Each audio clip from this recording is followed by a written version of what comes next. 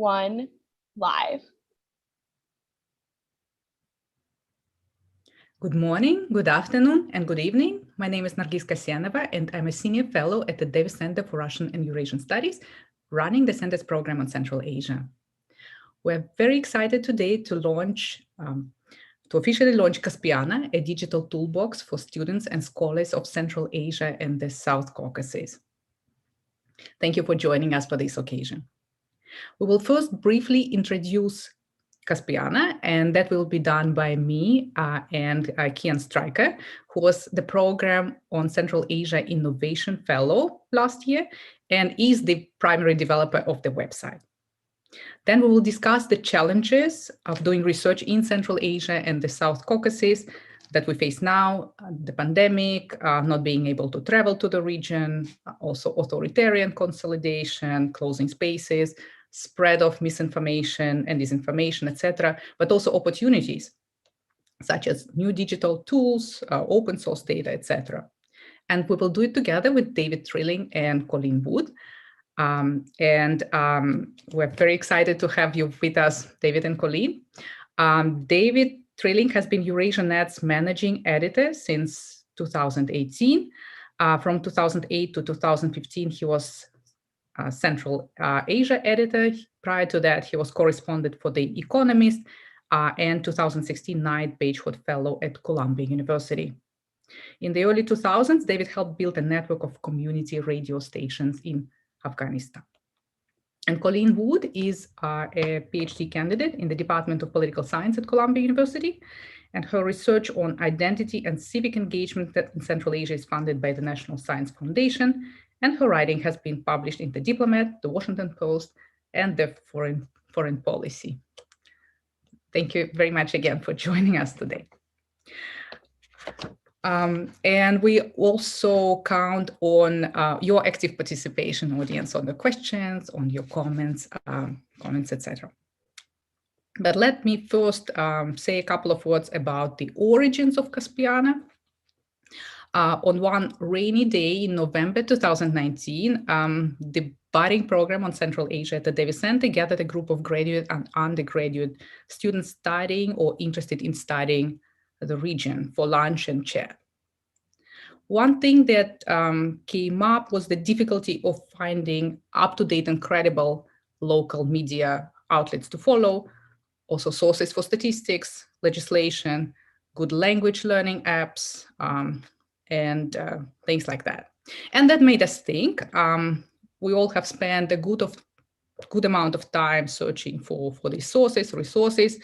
Why not make a concerted effort and create a database tailored to students and scholars in the field of Central Asian studies, and do it in a way that is first different from traditional library resource guides, valuable, very valuable, but hidden and often clunky.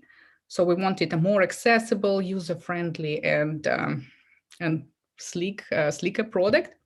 And second, we wanted it to draw as much as possible on local sources in local languages. So these were our ambitious goals, and they became even more ambitious when we decided to expand to South Caucasus. And that was the beginning of Caspiana. And now I want to invite Cian to tell you briefly about the website.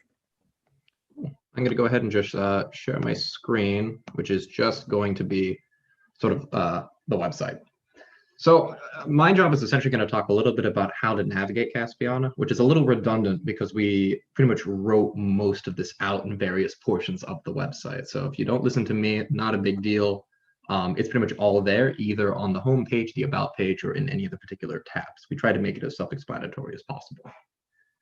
But in general, again, Caspiana focuses on 8 countries, so the 5 post-Soviet Central Asian states and 3 post-Soviet Southern Caucasus states. And we decided that you can really navigate this website in 2 directions. You can go by category, of which we have 4, being media, governance, statistics, academic resources, or you can go by country. So just to quickly model that, if you go up here to the media section on the top nav bar, you can see that media is divided by our 8 target countries. Same for governance, pretty much same for statistics, even though there is an international section. But at any given point, if you prefer to, if you go back to the homepage, you can go by country. So if you just wanted to look at Kazakhstan, for example, that's all you care about, you can just click on Kazakhstan, and then you can navigate from there into the particular categories. So again, you can go by top bar, or you can go by countries. And by countries, you can use the countries listed here on the homepage. You can simply click on the map, although that has to be on a desktop or a laptop because I did not manage to make that mobile friendly, so I'm sorry about that. Or you can also go through the country list tab, again, on the nav bar. But for the purposes of just explaining the website, I'm just going to go kind of left to right on this nav bar. So our first category was media. This is sort of what we originally decided we wanted to tackle. And here we tried to create lists of all the relevant media sources for every country. Now, I'm going to preface this by saying a few things before I really get into this, which is, one, this is not a sort of a perfect list by any means. We have no delusions that this is sort of completely comprehensive. For every one of these countries, we had a research assistant from that particular country who helped us compile these sources. And then we did surveys with experts to see if we missed anything, as well as to provide credibility ratings. But we understand that this is a great foundation. Caspiana, as it is right now, is really great, and we're really proud of it. But we also know that it can be improved over time. So if you see mistakes or if you see issues, that's to be expected, and there's actually a way to address that I'll talk about a little bit later. Now, in terms of just talking about media, we can go to Armenia, for example. Every one of the countries is going to be a little different in terms of how they're set up. And the reason for that is when we were working with our research assistants, we told them that they can divide their media in whatever way they think makes sense. So if you look at Armenia, we have a recommended sources section, a media and Armenia section, and a diaspora media section. Now, obviously, other countries don't have a diaspora media section. So if you go to different countries, and you'll see that they are done a little bit differently, that is because we left that up to the research assistant, just so that it could be a little bit more dynamic per country. Every country, however, does have a recommended sources section. Now, to be clear, these are not Nargis and I's recommendations. We compiled the resources along with our research assistants, and then essentially sent out surveys to country experts, people in academia, journalists working in NGOs, et cetera, people who are sort of well regarded within the field. And they then filled in the gaps, told us what sources we missed, gave us a little bit of editing, but most importantly, like I said, they gave us credibility ratings. So the recommended sources are simply the highest rated sources from our experts that we surveyed. So not our recommendations. If your favorite media source is in there, it's not Nargis and I's fault, I promise you. But yeah, in general, throughout media, if you click on any of sort of the highlighted links, that will take you directly to that website. And we have some descriptive information, including what languages it's in, a little bit of its history, et cetera, et cetera. This is probably the most robust section that we have, because this is the section that has the most descriptions. If we move on to governance, for example, it won't necessarily have those descriptions. That's because governance is essentially just a list of government portals and legislation sources. So if we look at Armenia again, and again, just because it's alphabetically the first, we can see that this is simply a list of a variety of sources to various Armenian government portals on pretty much anything, whether it's the economy, defense, foreign affairs, labor, et cetera, et cetera. We also have a list of international official portals, so any international organization that Armenia is a part of that our research assistants felt was important for students to be aware of, they are there as well. And then finally, there's a list of legislation sources. Now, many of these are also government sources, so list of the Constitution, list of the courts, et cetera, or they are private websites that have tried to compile legislation. So every country pretty much looks the same under governance. So again, go to Kazakhstan, you'll see that it pretty much has the exact same flow. And the same is true of statistics. So our idea behind statistics was that we wanted to create a place where people could engage with quantitative resources for the region. And here it's a little bit different because we have an international section. You know, statistics and quantitative sources are so tricky in a way because you can both engage with an actual country's sort of its quantitative sources, so provided by the government, things like that. But also often you find that international sources like the UN or the World Bank, these actually create a lot of the quantitative sources that people use for research. So there are two sections here. This fairly lengthy international section of statistics, things like credit ratings, again, the World Bank going on, etc. But also, if you go to particular countries, you'll see that we have banks, national credit organizations, things like that. There's a lot of overlap between statistics and governance, but generally speaking, if it's in statistics, it's a little bit more quantitatively focused than, say, governance, which may just be in the Ministry of Defense's press release or something like that. But yeah, so media, governance, statistics all sort of have that same flow in terms of being divided by country. Academic resources is much different. It is our category that is not divided by country, and essentially it's because it's the broadest of our 4 sections. This is a ton of really, really great stuff in academic resources, but it doesn't necessarily divide cleanly by country. If we look at sort of the 4 thematic subsections to this, the first is conferences, societies, and organizations. You can see that even under conferences, we have 2 conferences, the first and the last, that are specific to Armenia, but then the 3 that are sort of not specific to any particular country, but are more broad. Maybe they're pertinent to the region as a whole. And a lot of the sections look like this, which is why they're not divided by country. So under the section, as you can probably imagine, we have conferences, we have societies, think tanks, and research centers, and university centers, where we have tried our best to sort of specify what exactly every center focuses on. So this is a useful resource for people who are looking to see what sort of organizations exist that focus on the region or the particular country of interest. Language resources is a general collection of dictionaries, apps, courses, pretty much anything that we can think of, our research assistants could think of, that would help you learn or sort of engage with any of the particular languages. We have a general language resources section, but we also have sections for every one of the titular languages and a section for Russian, as that is also typically a useful language for many of the countries in Caspiana.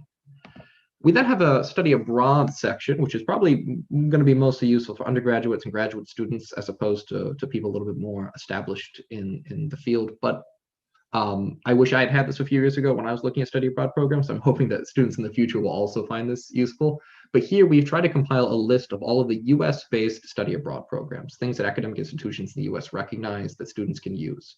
And so for every particular country, we have a list of how you can get to the region, whether that be study abroad program, Fulbright, Peace Corps. Sort of there's a variety of different ways that people commonly use to study the region, actually engage in person.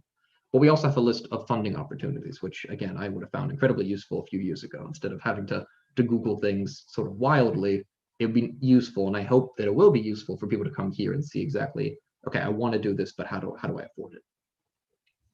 Then we have sort of the last section, which is miscellaneous. Now, by definition, this is broad. There's a ton of really great stuff in miscellaneous, but it's a lot of great stuff that doesn't necessarily fit cleanly into other categories. So if you have a time, browsing through the miscellaneous section is super useful because there's a bunch of really great stuff that isn't necessarily cleanly defined elsewhere. But we have digital projects here, we have GIS data, digital archives, and we have journals, academic journals. So there's a ton of really great stuff. And hopefully in the future, if any of these categories get expanded out enough, they can become their own sections entirely. So we'll have to see.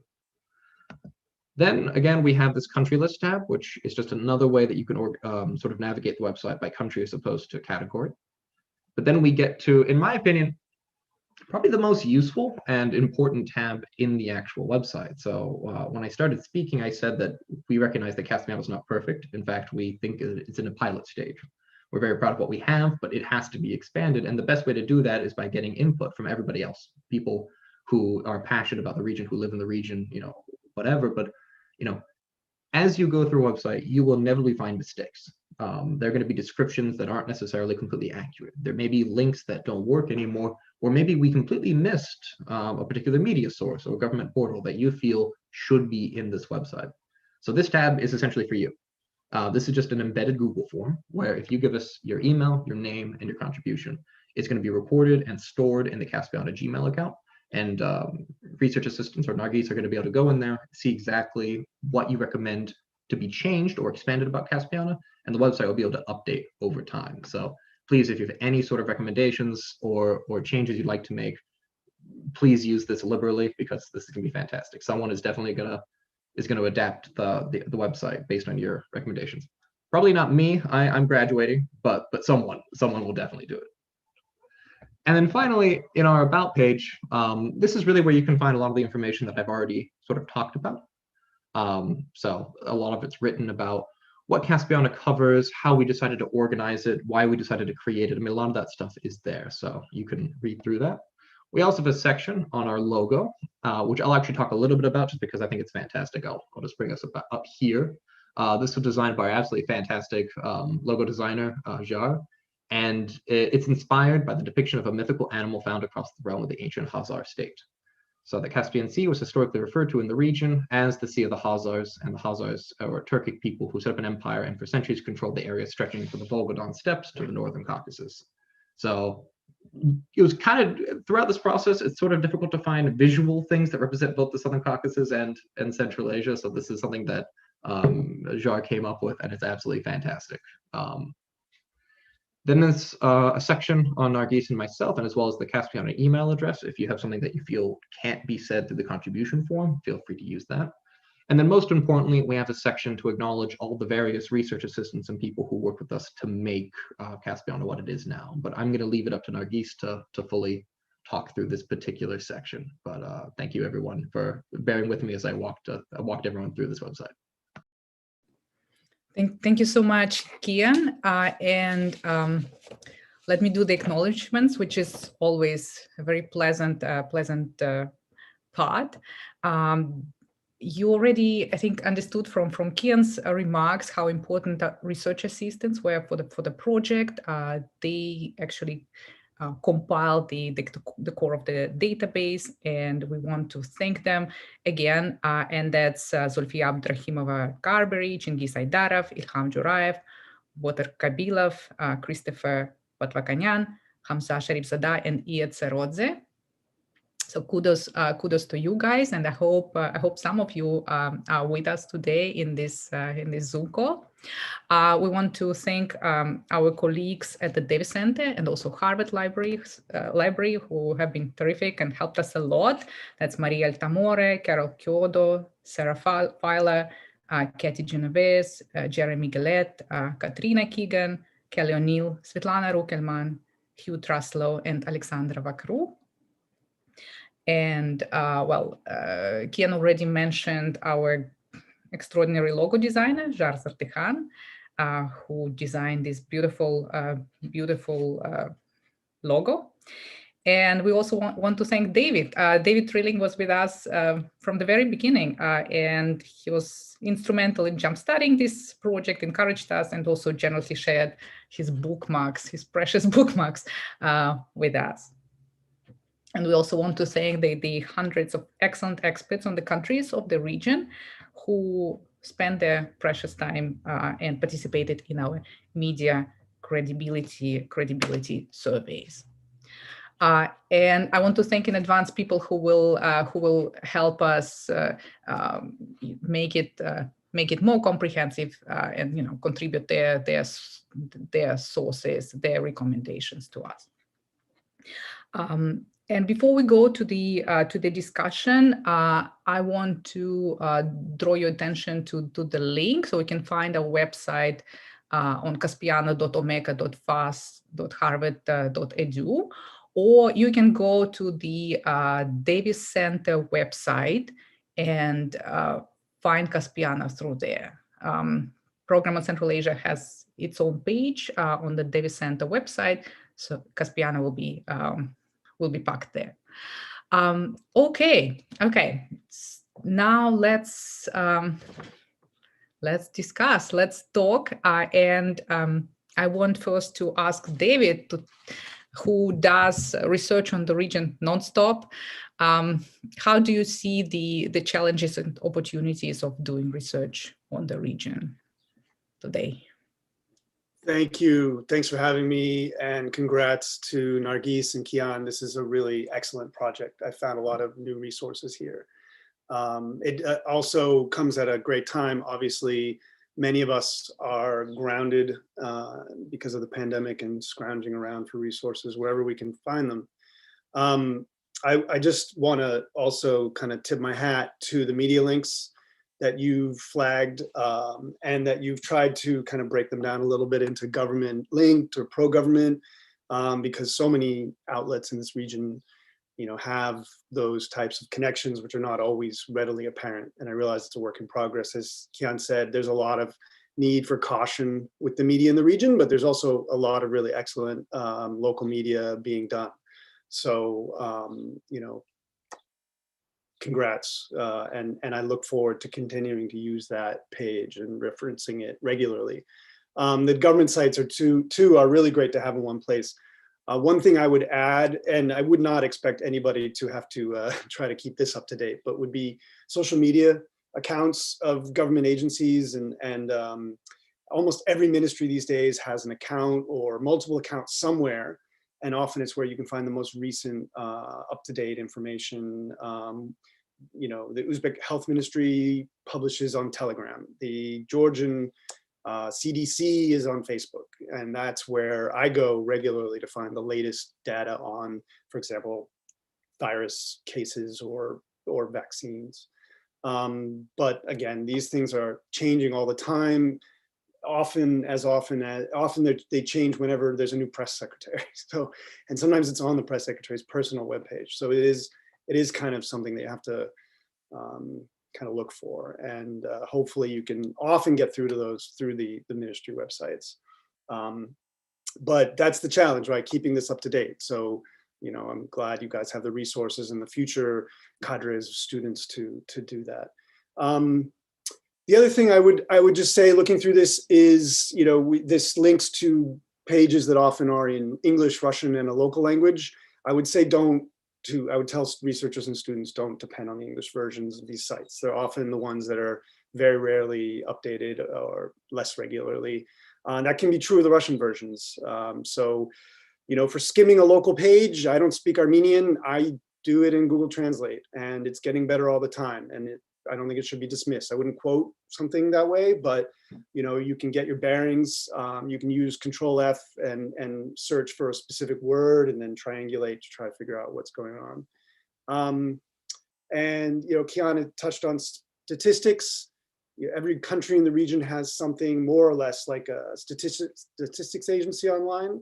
Of course, as anyone who's done research on this region knows, some of these countries fiddle with their figures. We've seen that most recently with research on excess mortality during the pandemic, and how about half of these countries are undercounting, sometimes by an order of magnitude, the COVID deaths. So that's something to beware of, but certainly no reflection on the Caspiana project. This region is a full spectrum, from reluctance to even acknowledging that there are cases, like in Turkmenistan and Tajikistan, to pretty open and transparent, like Georgia, Armenia. So, those are things to bear in mind. And that also goes for the international organizations like the IMF, especially World Bank, that often just republish what governments give them. So, if they get dodgy data from Turkmenistan, they republish it and kind of give it some sort of credibility. So, those are things that I would just kind of flag for anyone who's just coming to the region as a researcher. But of course, sometimes there's really no other place to start. So, and lastly, I would just say, this is awesome. And, while these online resources are great places to start, they should not be a substitute for picking up the phone, calling people, messaging them. People are on social media all over the place, and you get amazing responses at all hours, and people are available. So personal connections remain critical, and that's easy to forget when we're all cooped up at home. So, this is, but again, hats off and well done. And I look forward to using this very regularly. So thank you for putting it together. Thank you so much, David. And I think that's a great advice about the social media accounts of government agencies and government officials. I think we should actually put a note in the description, in our governance description, to kind of leave this advice there. We had a discussion to include whether to include blogs or channels and so on. That's where kind of this really minute by minute information comes. That's where people go to get the updates. but then we decided against it because, you know, blogs appear, they disappear, and they don't have the same overall credibility as proper media outlets. So we decided to kind of just to have the kind of really formal outlets in our database. I think that's probably a good call, because blogs open, blogs close. Same with social media. You know, to make a list of them, it would be changing every day. Right. Okay. Thank you very much, Colleen. What's your take on it? Yeah, great. Just to echo the congratulations and the thanks for compiling such a fantastic resource. I think what's really special about this is that across the board, that there's a kind of equal coverage for all countries in the South Caucasus and Central Asian region. That, you know, when people say, oh, I study Central Asia, what they really mean is that they have really deep experience in one of the post-Soviet, one of the 5 countries that were in the Soviet Union, and that kind of gets spread out. And often, you know, research on Central Asia tends to focus a lot on Kyrgyzstan, on Kazakhstan, on these countries that are more open and have had historically more access for researchers, for journalists. But I think what's really special about Caspiana is that, you know, Turkmenistan has a really, really thorough list of media sources. And so this country that is, you know, I think often cast aside as the worst media ratings in the world, black hole for media, that this resource shows, like, no, there are statistics, there is information online. This is a country that you can get access to information-wise. And so I think that that's really special and will be great for scholars like myself who are more familiar with specific cases, but kind of dabble for the sake of comparison, or you know, in acknowledging the kind of the interconnectedness of all of these countries, need to know what the ministries of other countries, neighboring countries, are saying. So I guess just a little bit perspective on who I am and how I plan to use Caspiana. So I am a PhD candidate at Columbia working on a dissertation on civil society, civic engagement in Kyrgyzstan and Kazakhstan, doing so entirely from my living room in New York City, 10,000 miles away from Bishkek and Almaty, where I would have been spending a year doing interviews, doing participant observation. And I think what's special about Caspiana, and I think for other graduate students who are kind of in a similar boat of about to start their dissertation research or MA thesis research, is kind of feeling at a loss of okay, where do I even start to kind of recreate the experience of conducting in-person real fieldwork? I think that the statistics pages, the media pages, offers such a fantastic resource for just, like David used the words, getting your bearings. And I think kind of being steeped in the range of media sources, following them on Instagram and on Facebook in every single language that's available, it does allow you to really triangulate what's happening. And I think you know, David made the point of you need to take the government statistics with a grain of salt. You know, there's often fudging of the numbers, or just a kind of inability to really count and have an accurate count, and that's what gets published. But I think that you know, there's data that is messed with, is still in its own way data, and tells you something about what these countries and what these governments want to present to the world. And so I think in using the statistics pages that way, but also in comparing, you know, the English language presentation of Kazakhstan's president to his Kazakh language posts on Instagram, that maybe it doesn't have the exact same information, but the fact that there is a difference there tells you something. So I think just being for students who are just dipping their toes, using this website as a start of just where do you even begin to get yourself into a network is a fantastic beginning. But I think that the real promise of Caspiana as a resource is the contributions page. That one thing that I feel so grateful for as a political scientist is the fact that I do have this kind of regional studies wing to me, that I'm really have learned so much from people in academic societies, in the journalistic sphere, who have dedicated their lives to learning about and promoting the interests of and exploring and explaining what's happening in Central Asia. And I think that the contribution tab and the ability for this to be interactive there's something special about those who work in this region that make this type of project possible in a way that I'm not sure whether for other regions it would work as well. And I really look forward to, like, I have my own little like post-it note with things that I've jotted down of, oh, it would be great to include this and this. And so I think that, you know, this website should not be a one and done visit. Like having this on a bookmarks tab and something to be revisiting often as it gets updated and expanded will be really important. And so I'm excited to, over the next few months, see how it grows and use it in my own research, both for my PhD and also in the writing that I've done for the Diplomat. So looking forward to the rest of our discussion. And yeah, thank you again for having me join you. Thank you so much, Colleen. And I'm glad you mentioned comparative research, because that's actually what we wanted to encourage with our website, to kind of, I think regional studies are great. They're sort of predispose us to, you know, to kind of seeing what's happening in other places and kind of trying to compare and analyze. But definitely we Central Asianists can learn more from you know, what's happening in the Caucasus and the other way around.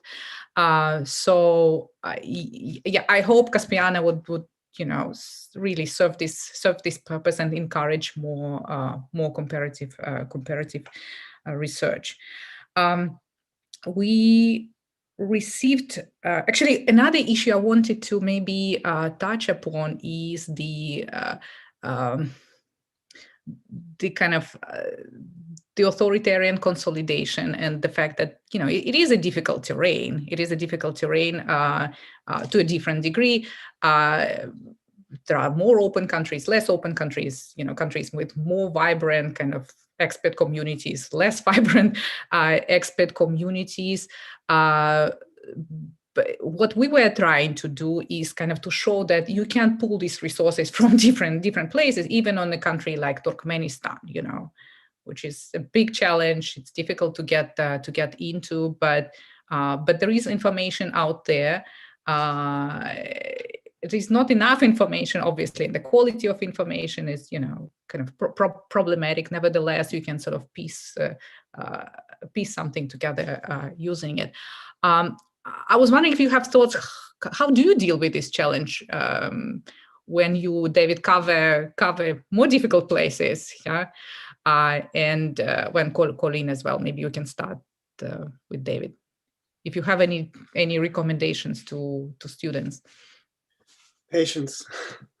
And yeah, and dedication, and using and allowing yourself the time to you know, week after week look at the same resources and see how they change. And as Colleen mentioned, a good point is, you know, when something is put out in English by an authoritarian regime, there's a reason. They're trying to you know, message a particular audience or demonstrate a particular idea or show themselves in a particular light.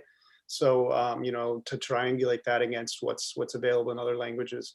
But you know, Turkmenistan is pretty impenetrable, and you know, we have a weekly column where we have someone, you know, really focusing on all of these different sources, and every week going through them and looking at what's changed and trying to kind of divine. But it's yeah, I don't know, it's tough.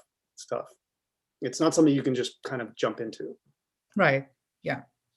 Colleen? Yeah, I think what I had thought of was that the internet is not even the internet. I'm reflecting back on the last time that I was in Kazakhstan in March 2020. On March 1st, there was a big protest, and I remember, you know, being on my phone trying to call a taxi, and you know, it just wasn't working, and it showed that there was data being accessed, but then I realized, oh, okay, I remember that there was a protest today and that the internet is down. Like there's no cellular data in this part of Almaty right now. And thinking about that is all the times that I've been, you know, where you are geographically means that your access to these different resources is going to look different. So being in Kazakhstan, being on that like IP address, it means that accessing Kyrgyz resources like Clop is you can't access that, or WordPress is really hard to get access to when you're in Kazakhstan. And so I think, yeah, that there's a certain level of patience needed for those who are like trying to access these access information from the United States, but then thinking about Caspiana as a truly like a global resource and a global network of experts who are based in all types of different countries, thinking through that just that there's more than just one like resource available for each country means that like for those who are in Kazakhstan and who are trying to access some of this information from their local internet, that having that proliferation or the multiplicity of sources, I think is really important, and an awareness that not a link is not the exact same in terms of access, so that it really does depend on where you're logging into the internet from. But yeah, in terms of like an awareness of authoritarianism, there's a really great project I liked that takes the assumption of in authoritarian countries, e-government is just a farce. Like the idea of it is just to kind of show off to the international system. But the article finds that Kazakhstan's e-government is actually really solid and it like works pretty well for citizens who are trying to get access to public services. And so I think that there is a certain level of needing to take down your assumptions about what authoritarian networks look like and what internet practices and internet regulation looks like in authoritarian contexts is not a blanket statement. And so for those of you who are, studying the region from different vantage points, it's going to mean different things based on where you are. And so I think that understanding like what does regime type do to internet is going to be a lot different in the last year in Armenia and Azerbaijan, where there's an active war going on, and what it means to be producing and publishing data about that online is very different from Uzbekistan, where the president is kind of approaching an election soon and trying to, promote reforms that are to a certain extent genuine, but also limited. Authoritarianism is not a blanket concept. And so I think that that too is going to be important for Caspiana and those who are using it, is honing an awareness of your kind of specific vantage point, and kind of using that to then take away from the other sources that are available. Absolutely. Yes. Thank you very much. And actually from my own experience, it's, as a citizen of Kazakhstan, you can get a faster reaction from the government if you post something on their Facebook page. On their website, then going through the formal procedures. So in this area, like e-government kind of is making it more reactive, actually. Let me ask the last question before we move to the questions from the audience. What's your morning news getting routine? Do you like I switch on Twitter? That's my first thing to do in the morning, and then I can sort of go from there. And Facebook is also incredibly important to see what people are discussing. What's going on in the region. So kind of a combination of Twitter and Facebook, that's something I like. I know many people are on Telegram. I mean, okay, Telegram channels, they are great, but they're somewhat, I personally find them a bit overwhelming, but I understand that if you follow particular channels, that's incredibly useful. What's your routine?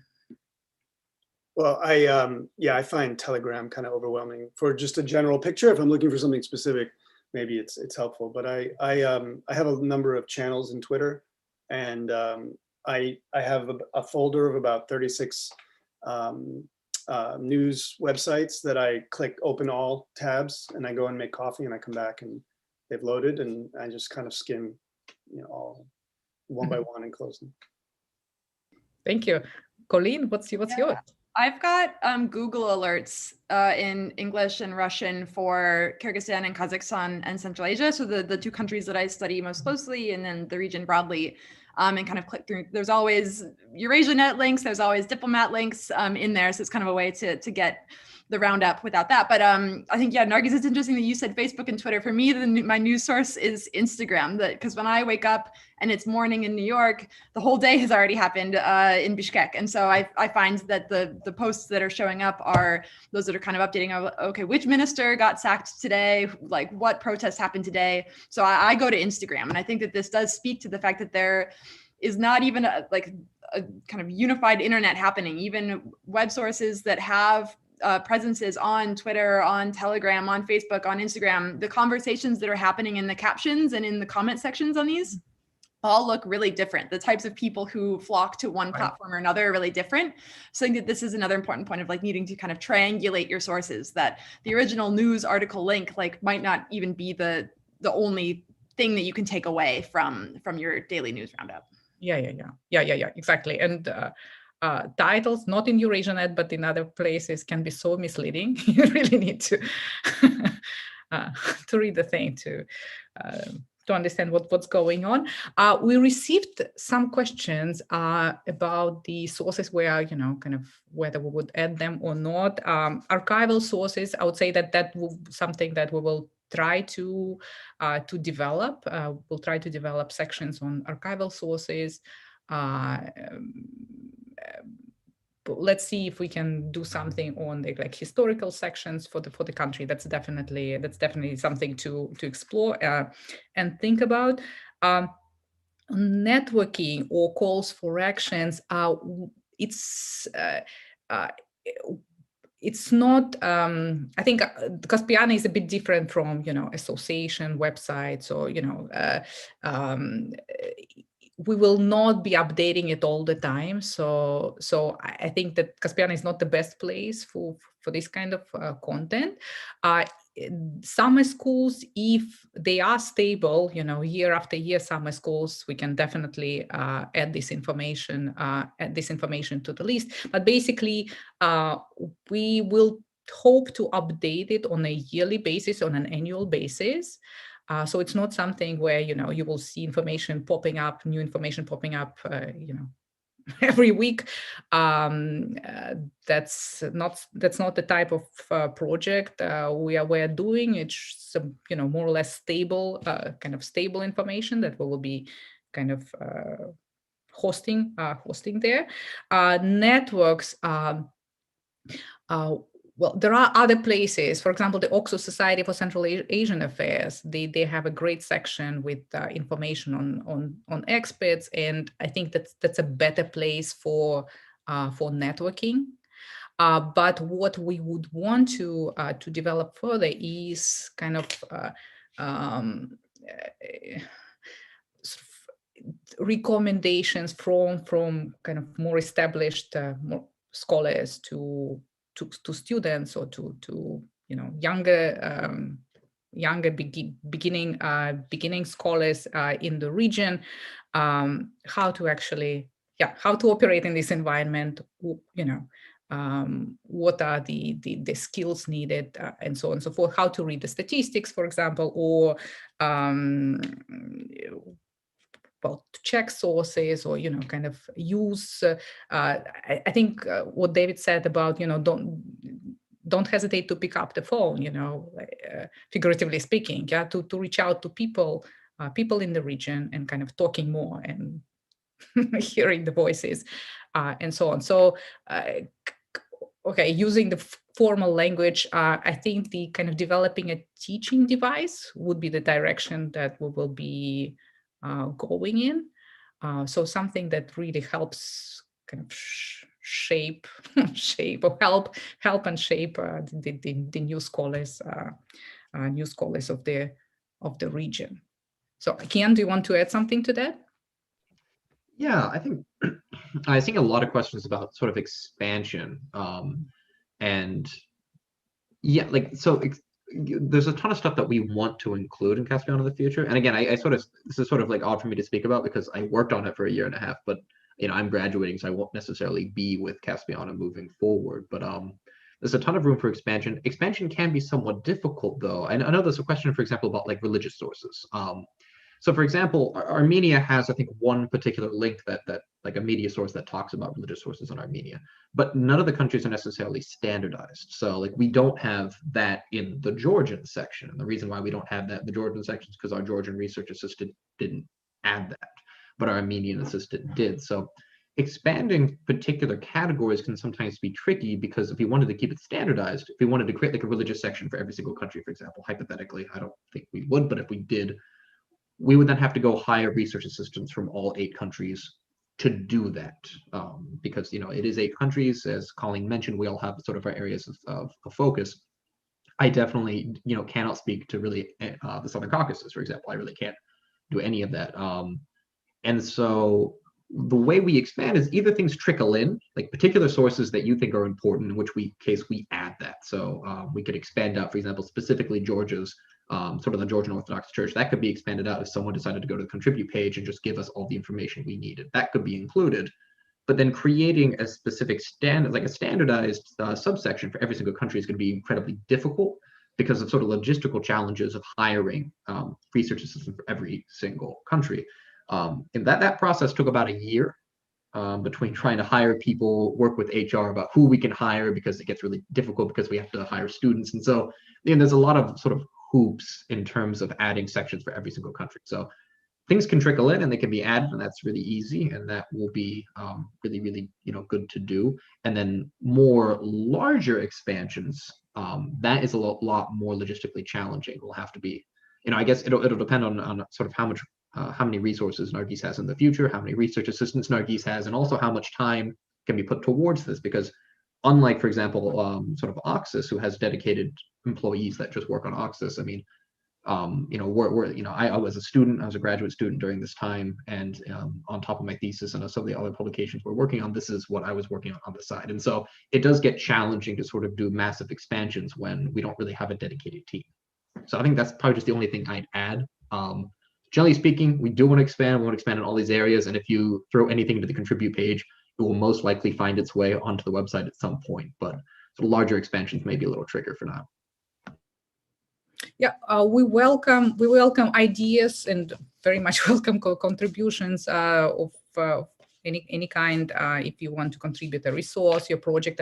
Here I see the one comment suggestion about the big oral history project in Kyrgyzstan. Yes, we would love to collect these things and put them in our database. There is a very good question about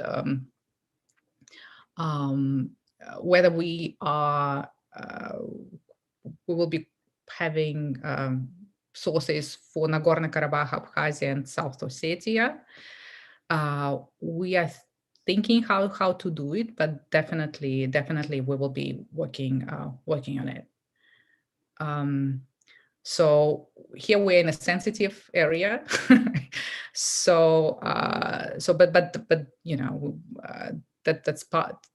That's part of the region. So, and that's part of the kind of very complex dynamics in the region.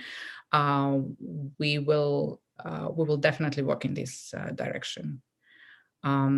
So yes, once again, please use our contribute page and send us your recommendations, suggestions. Okay. Okay, there are some questions about the kind of how to do research in authoritarian contexts. I think we addressed that.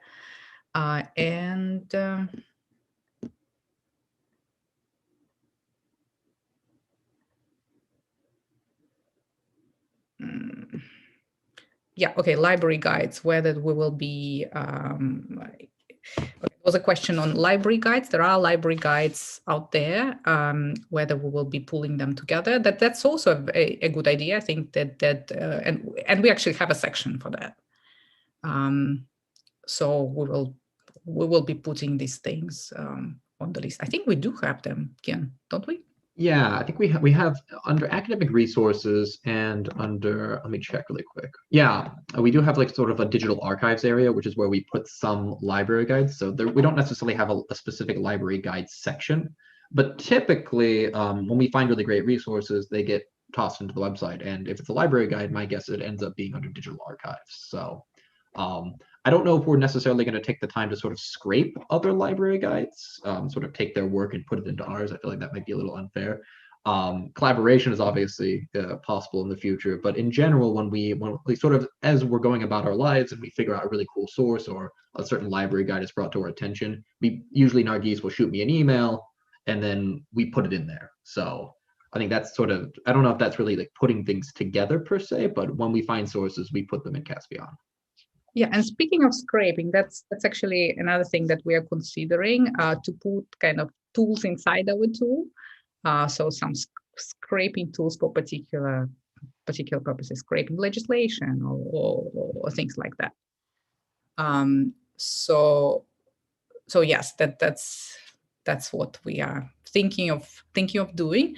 At the moment, we'll launch it, and maybe we'll do some kind of smaller tweaks at the moment, and then we'll see how it goes. And we'll be collecting, we'll collect people's input, and then we'll think what to do with it in a year. So hopefully, we'll be able to update it within a year. So, okay, I think we pretty much,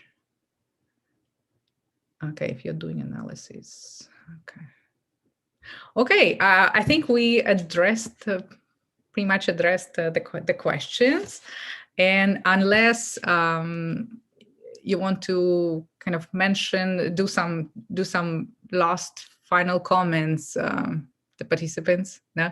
Okay. Yes, Cian, go ahead.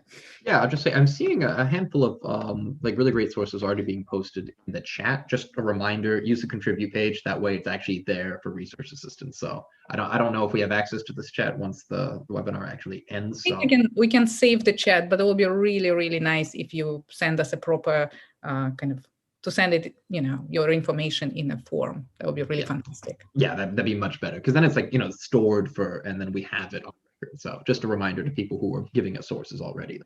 Contribute page is really, really great for that. Mm-hmm. Okay. I think we are done. I think the launch did take place. So, and thank you so much. Thank you so much, Colleen. Thank you so much, David, for joining us today, and thank you, Cian, for everything, for putting this together, for being an excellent partner in the project. Congrats to you. Congrats to you both, and thank you. All of us, yes. Thank you. Thanks all.